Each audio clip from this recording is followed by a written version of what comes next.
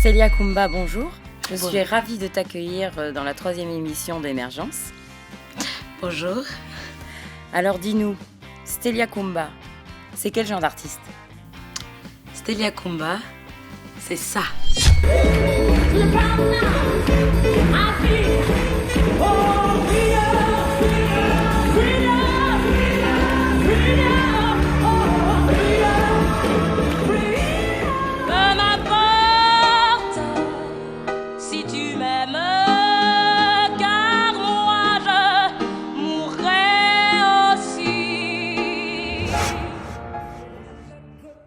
Alors moi j'ai commencé très tôt en fait à chanter. Je suis née dedans, on pourrait dire cela, puisque mon père est chanteur. Tout a commencé donc au Gabon. Et puis bien que étant née dedans, ayant chanté, ayant même fait quelques clips vidéo déjà depuis le Gabon, je me voyais plutôt moi dans tout ce qui est politique, économique et social. Et donc quand on arrive ici en France en 2004 avec toute ma famille, je rencontre Monsieur Lapère, que je continue d'appeler jusqu'à aujourd'hui mon papounet blanc, parce que il me voit, parce qu'on voit la petite nouvelle qui est là, et puis il me dit si ça te tente, le lundi à 13h on a la chorale. Et donc j'y suis allée, je vois tous ces jeunes gens dans cette salle, et puis on apprend la chanson française, on apprend des chansons du monde, mais tout en ayant toujours moi, mon objectif politique, économique et social. As long as life and you, my chance are gone, and now I am free. My God, my Savior has ransomed me, and like a blood. Donc les années passent, la fac, licence, master, et un petit peu avant que je ne m'arrête, je découvre la troupe des baladins en Agenais. Et puis on me dit, bon, il y a le concours des baladins en Agenais, mais qui est ces baladins en Agenais? Je vais taper sur internet et puis je vois que de là sortent Muriel Robin, Elise Moon, voilà, que monsieur Roger Louret est le metteur en scène de pas mal de grands noms, et je me dis ah non. Si je rentre dans cette machine, je pense que je vais arrêter mes études, mais je ne veux pas. Finalement, en plus j'ai un ami qui va participer au concours, je reçois des appels aussi de la troupe des baladins, et je finis par recevoir un appel de Roger Louret lui-même qui me dit concours ou pas concours, il faudra qu'on se rencontre parce que j'ai entendu parler de vous. Et donc je rentre dans les baladins en Agenais, les 3-4 années passent, et puis finalement les études c'est plus du tout ce à quoi je m'attendais, donc j'arrête et je me livre pleinement à la chanson. Et donc Célia Kumba, ce serait très éclectique, simplement. Il n'y a pas un genre musical dans lequel il faudra me mettre, non.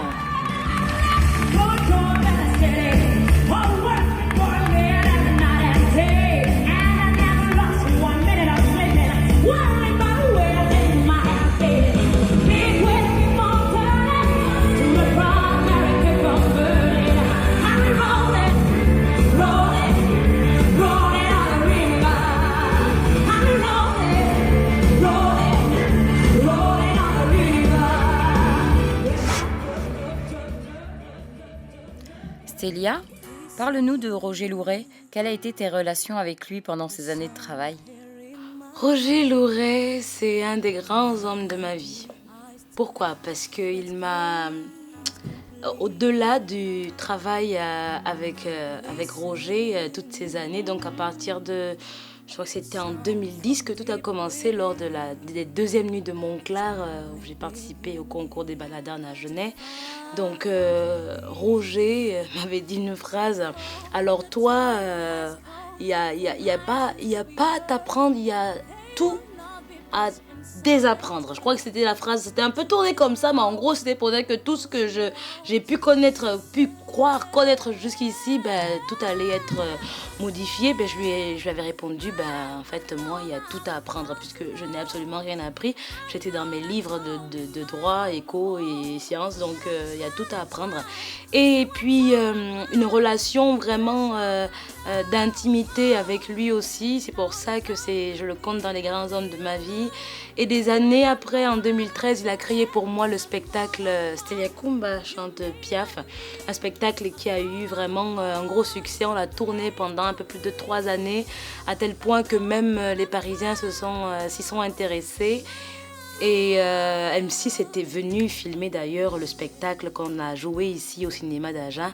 Donc Roger Louret, que j'embrasse très très fort et avec qui les liens sont toujours là malgré quelques petits bas, mais c'est un des grands hommes de ma vie.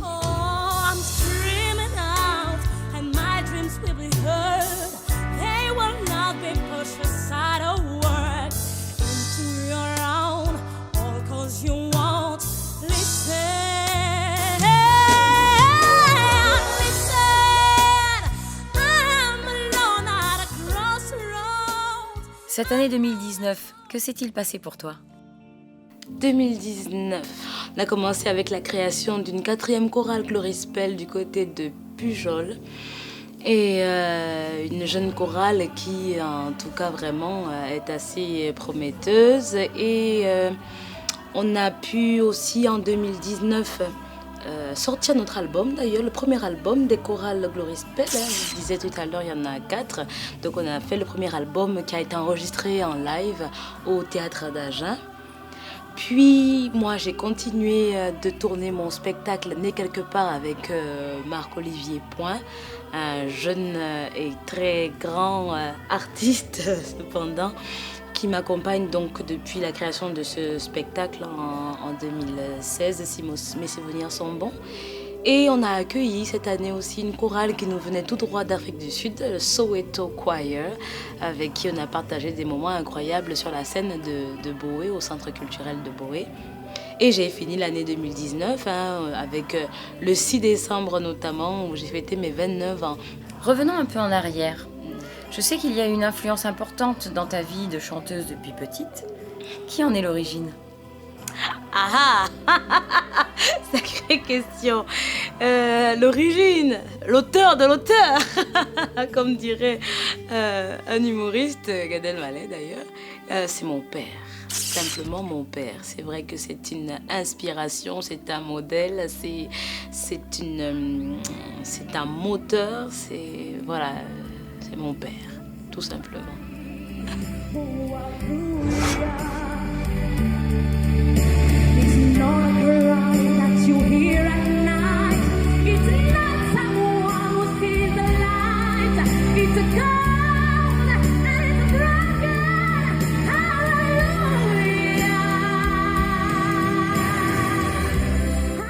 Et pour 2020, Stelia, quels sont tes projets? Alors 2020, il y a beaucoup de projets. Le 1er février, nous aurons un concert avec les chorales Glorispel du côté de Tarn-et-Garonne, exactement à Saint-Nicolas-de-la-Grave. Et puis il va s'enchaîner plusieurs concerts, notamment déjà quelques dates connues. Le 4 avril, au Hall de Paris à Moissac. Après, en mai, nous allons tourner du côté du château de Duras, du château de Le Stelcia. Aussi avec Marc-Olivier Point pour mon spectacle Né quelque part. Nous allons tourner sur Paris aussi un petit peu. Et donc voilà pour 2020. Stelia, nous arrivons à la fin de notre rencontre. Si tu devais nous raconter une anecdote, laquelle serait-elle?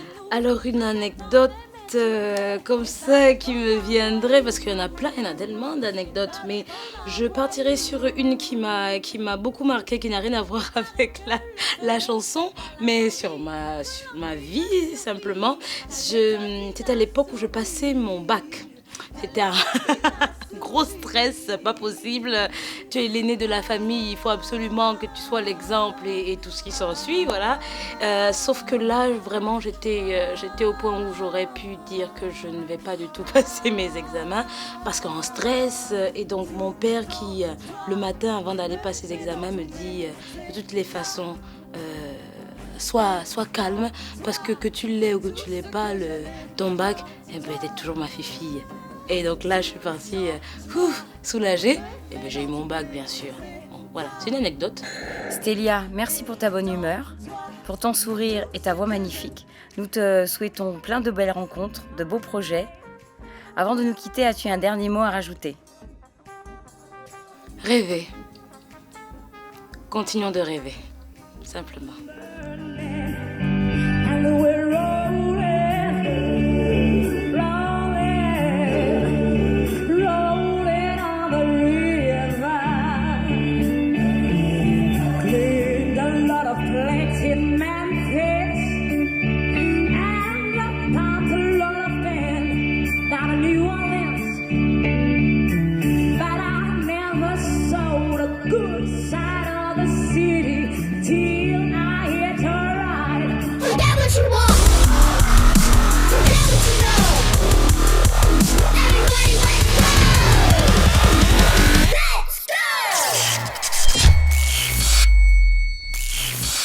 Est-ce que je regarde pas la caméra, hein? Je reste comme on était là, hein? Ouais. D'accord. Ouais, on se regarde. Ouais, On se regarde toutes les deux, ouais. D'accord. C'est cool. C'est cool. Sérieux là? Oui. Allez. Ça va être dur là. Non, elle est Posé. C'est ça. Alors Stélia, merci pour ta bonne humeur, ton sourire, ta voix, c'était trop cool. On te souhaite plein de bonnes choses, d'accord? Plein de beaux projets. Merci. Et avant de nous quitter, as-tu quelque chose à rajouter? Un petit mot? Et putain, qu'on continue de rêver. Avant de nous quitter, as-tu un dernier mot à rajouter? Rêver. Continuons de rêver, simplement.